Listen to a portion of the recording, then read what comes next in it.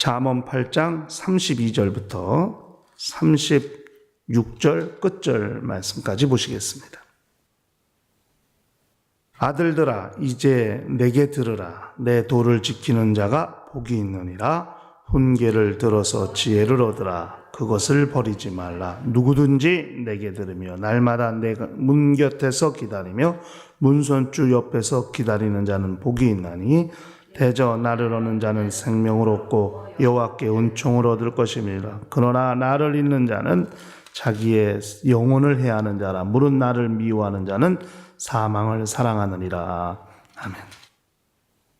우리 신앙생활은 하나님과의 계속적인 교통을 말하는 것입니다. 그러니까 신앙생활이 성공할 수 있는 방법은 계속 하나님을 사귀고 하나님과 교통하고 하나님과 통해야 신앙생활을 성공할 수 있는 거예요.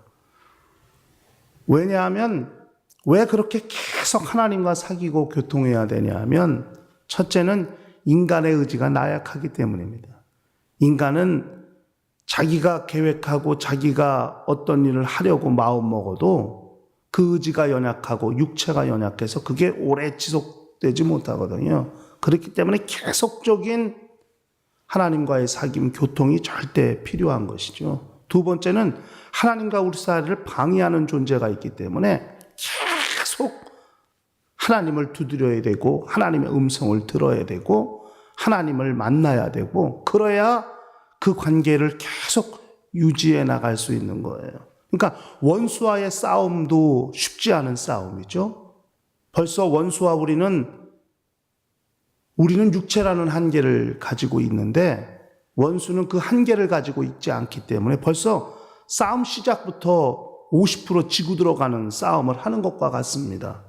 그런 원수와의 싸움도 버거운데 자기의 육체의 연약함, 의지의 연약함, 나약함과도 싸워야 되기 때문에 얼마나 하나님을 의지하고 하나님을 사귀고 하나님을 만나고 하나님의 말씀을 들어야 하는지 그것이 우리의 신앙생활이에요. 이것이 늦춰지거나 이것이 해이해지거나 이것이 느슨해진다면 우리의 영적 생활은 결코 유지될 수 없다는 것을 아셔야 합니다. 그렇기 때문에 하나님과의 계속적인 사귐이 필요한 거예요. 그렇지 않으면 그 느슨해진 틈을 따라서 들어오는 유혹과 시험은 이루 말할 수 없습니다. 특히 요즘같이 과학과 문명이 발달한 시대에는 그 유혹과 그 시험이 얼마나 집요하고 얼마나 노골적이고 얼마나 확실한지 걸리면 정말 헤어나오기 어려울 정도로 쉽지 않습니다. 그만큼 이 귀에 들려오는 소리, 눈으로 보여지는 것들 너무나 강력하고 강렬하고 자극적이기 때문에 그것을 끊고 정말 그것을 빠져나오기란 쉽지 않죠. 덫이라고 말할 정도로 쉽지 않습니다. 그렇기 때문에 하나님과의 계속적인 만남, 사귐은 절대 필요하다고 말할 수 있겠습니다. 그러니까 지혜라는 것을 얻는데도 정말 이것이 절대 적용이 되어야 하는 거거든요. 그렇기 때문에 오늘 우리가 읽은 말씀에는 듣는 것부터, 모든 것이 듣는 것부터 시작하는 거예요. 믿음도 들음에서 나죠. 지혜도 하나님의 말씀을 듣는 것에서, 아비의 훈계를 듣는 것에서 시작이 되는 거거든요. 들으라. 그 다음엔 지키라 했어요. 내게 들으라. 내 도를 지키는 자가 복이 있다 했어요. 듣는 것, 지키는 것. 그 다음에는 얻는 거죠. 그래야 지혜를 얻는 거예요. 그 다음엔 버리지 않는 거예요. 버리지 않는 것. 이것이 계속 반복되어 가는 거예요. 영적 생활은. 하나님의 말씀을 듣고 그 말씀을 지키고 그 말씀을 따라서 생명을 얻고 믿음을 얻고 지혜를 얻고 힘을 얻고 은혜를 얻고 은사를 얻고 능력을 얻고 얻는 거예요. 그 다음엔 그것을 버리지 않는 것. 그래야 그것이 유지되거든요. 그런데 또 사람은 그렇지 않거든요. 금방 하나님의 말씀을 잊어버리기도 하고 놓치기도 하고 또 버리기도 하고 그렇기 때문에 다시 시작하는 거예요. 또 듣고 또 지키고, 또 얻고, 또 버리지 않아야 되는 거예요. 이것이 계속적인 반복이 되어가는 것. 이것이 아마 우리의 신앙생활일 겁니다.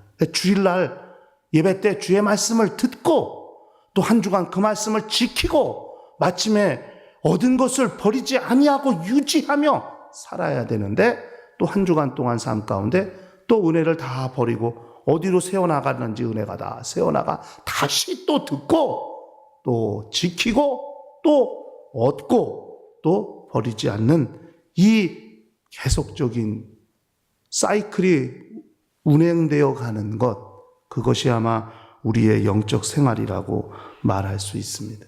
오늘 본문에는 그런 사이클 통해서 지혜를 얻는 것이 왜 중요하냐?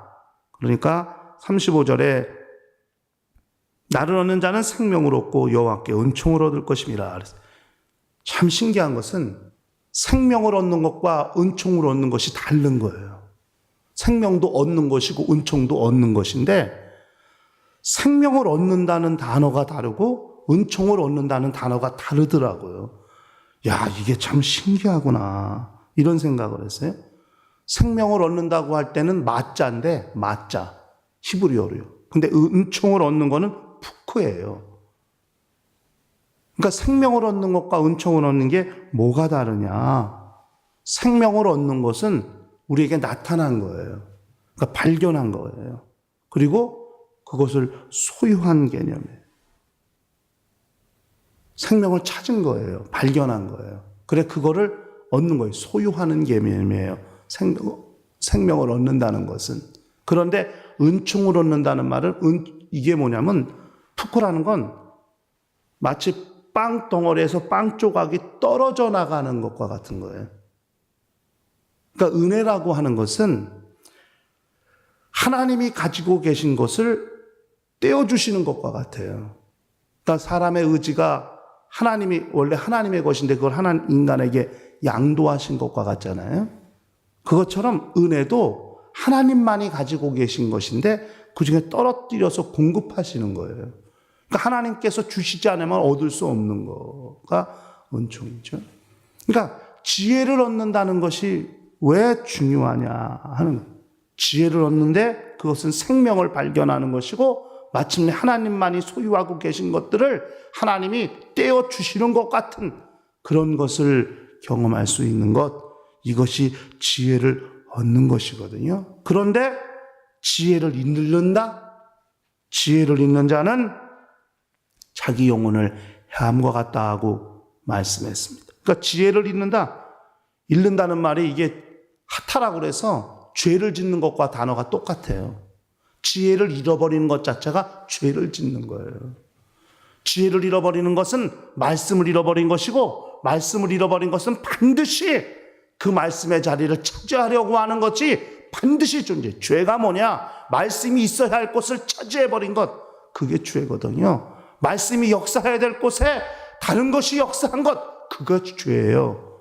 그렇기 때문에 지혜를 잃는다는 것은 죄를 짓는 것과 같은 거예요. 그것은 자기 영혼을 해하게 된다 그랬어요. 마치 영혼을 발가벗긴 것과 같은 거예요. 인류의 가장 죄가 뭔지 아십니까? 하나님의 아들을 십자가에서 발가벗긴 거 아니겠습니까?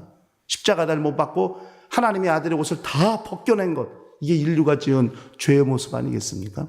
그러니까 그것이 자기 영혼을 해하는 것, 자기 영혼을 발가벗기는 것과 같다. 자기 영혼을 다 털어내는 것과 같다고 그렇게 지금 말씀한 거거든요. 영혼을 해한다는 말이.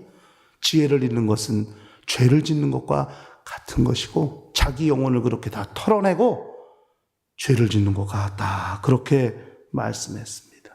그리고 지혜를 미워하는 자는 사망을 사랑한다 그랬습니다. 점점 상황이 악해지죠. 지혜를 얻었다가 지혜를 잃어버리더니 이젠 지혜를 미워하는 것까지 나가는 거예요. 미워하는 건 적이 되는 거예요.